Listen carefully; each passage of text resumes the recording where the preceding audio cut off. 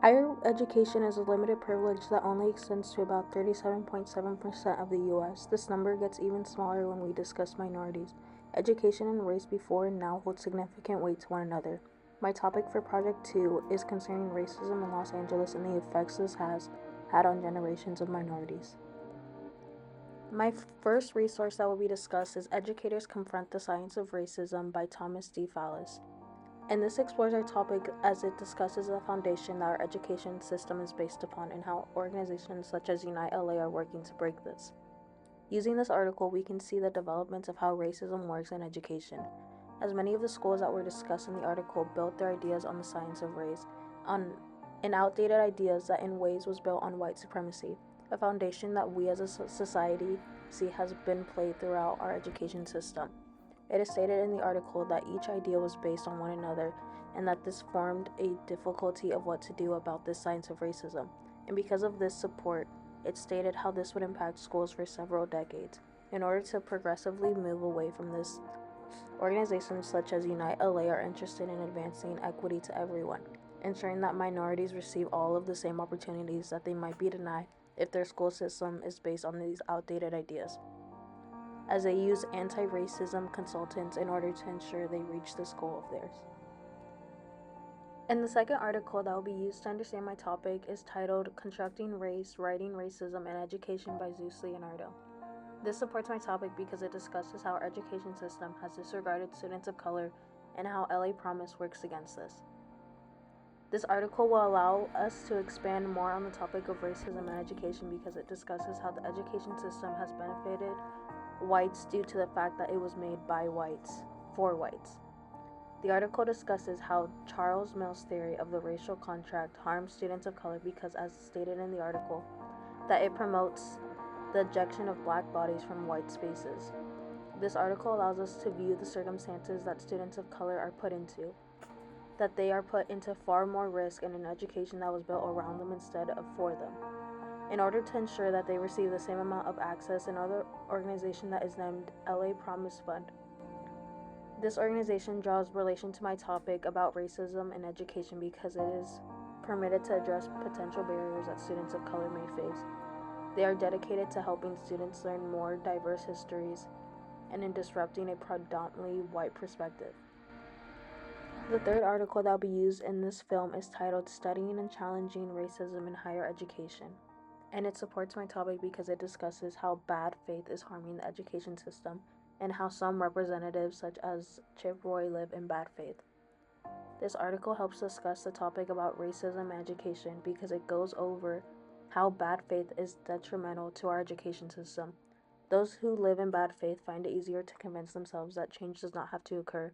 The article shows that racist individuals are in bad faith because, as stated, they believe they are higher above other races. It also discusses how professors that teach the essential framework of underlying race and racism in the university context are being attacked. One of the stakeholders that will be later discussed in this film is Representative Chip Roy. He's a congressman that represents the 21st District of Texas. He plans to cut federal funding from schools that supports critical race theory. My use of this stakeholder better explains how the article supports my topic by discussing how bad faith plays a role in education. The final article that will be discussed in this film is titled Racial Stratification in School Segregation in the Suburbs, Evidence from Los Angeles County. It supports my topic because it shows how organizations such as Unite LA are necessary due to the fact that there are still harmful factors to the education system. These stakeholders and topics support my fourth document because each discusses what role race has when education is discussed and how far individuals are willing to go for it. Whether this means improving it for some and allowing others to receive less than, it shows how very much alive racism is in the education system. The document goes over how white families, like their core city counterparts, seek to buffer their children from concentrations of black and Latino children in local school pages. Organizations such as Unite LA help with this separation that minorities face. Unite LA is a nonprofit organization that supports my topic because they are dedicated to dismantle inequalities in education. Unite LA has a strong standing ground in staying determined to move past barriers that are placed on students of color, as well how it is stated on their website that they now pledge to move beyond basic understanding of barrier opportunities, social mobility, and work to advance equity across all dimensions, including but not limited to race, ethnicity, gender, sexuality, religion, ability, and social class background. They have had more than 20 years of work that is dedicated to improving the educational and workforce system for the underserved youth. Since 2020, they have been on an intentional journey to where the goal is to fully, as stated on their website article, to integrate and deepen race equity and anti-racism in our internal and external work, with a particular focus on dismantling anti-Black racism. They state that this is their main focus because anti-Blackness is the key of the foundation of addressing how different communities are marginalized. Their aim is to unite Los Angeles knowledge of racism and race equality that will help support external goals to advance system changes, policies, and programs that dismantle structural racism and advance educational attainment and career success for communities of color, as stated in their website. In order to understand the goal of this organization, there is a short clip that will play that discusses ways that are being used in order to make an impact. The LA Compact addresses how to close education and workforce gaps caused by systemic inequities and racism. The California DREAM Act helps qualified and deserving students attend and complete colleges, universities, and career education programs. And Cash for College helps identify and support students apply for and afford college. LA Promise supports my topic as it has one straight goal, and that is to make access to education more accessible in Los Angeles. LA Promise Fund's main goal is to provide students with academic and enriched opportunities that will prepare them for college and their future career paths. They have a program that is called Black College Success. It is South LA focused, with partners that enabled more African Americans from 10 South LA high schools to attend and graduate from four-year colleges. They have had 26% of African Americans graduate four-year colleges. They have aided 58,000 students in Los Angeles. They have also helped and benefited unresourced communities who are Latinx and African American. As their goal is to ensure that students are successful in college, they do this by reducing education inequities and opportunity gaps. In order for them to achieve this goal, as stated on their website, develops and implements high-impact educational programs and services that connect students and families to the resources they need to succeed, reaching young people inside their classrooms and through a rich array of expanded learning opportunities while building their families' capacity to support them in realizing their potential. The president and CEO of LA Promise Fund, Veronica Melvin, stated how their community is committed to education and unwavering support, and how this has empowered us not to only adopt but to thrive. How through many of their projects they have created vibrant communities that have motivated and engaged students for academic, personal, and professional success. They have also stated and quoted that was said by the former U.S. Secretary of Education: on how to provide quality education, we must recognize the diverse needs of every student and ensure they have the resources they need. Representative Chip Roy is an American congressman that supports my topic because he is one of the individuals who have ties in the educational system that will affect minorities.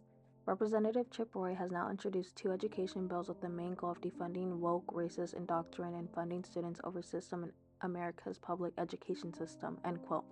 That the CRT, that stands for Combating Racist Teaching, will prohibit the funding for schools that want to introduce children to critical race theory. He stated that critical race theory has poisoned the minds of America's youth and represents a direct attack on the core values that had made America great. However, critical race theory helps students it is the idea that racism is part of everyday life, that regardless of race, anyone can have choices that advocate for racism, even if this is not intentional. As stated by Kimberly Crenshaw, who is a professor of law at Columbia Law School, that it's not simply carryover from old ideas about superiority or inferiority, biologically produced, but in fact are products of ways that our institutions were originally shaped, the ways that many of values and practices that were created during a period of time where white supremacy was exclusively the rule of the land. The resources and stakeholders that are present support my topic here because they have further common knowledge on the topic of education, primarily in LA. The articles allow us to take a scholarly approach and fully understand the developments that take place. They present a viewpoint that I would not have been able to get across by researching organizations or government policies. The articles show evidence of how broken the system is, as well as how it became that way and how we as a society constantly reinforce it. The stakeholders present here show different perspectives.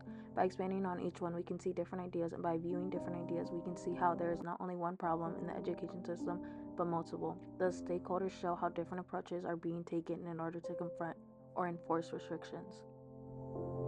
There have been countless attacks on education. In discussing it through these articles and different stakeholders, we are able to view the different perspectives of this topic.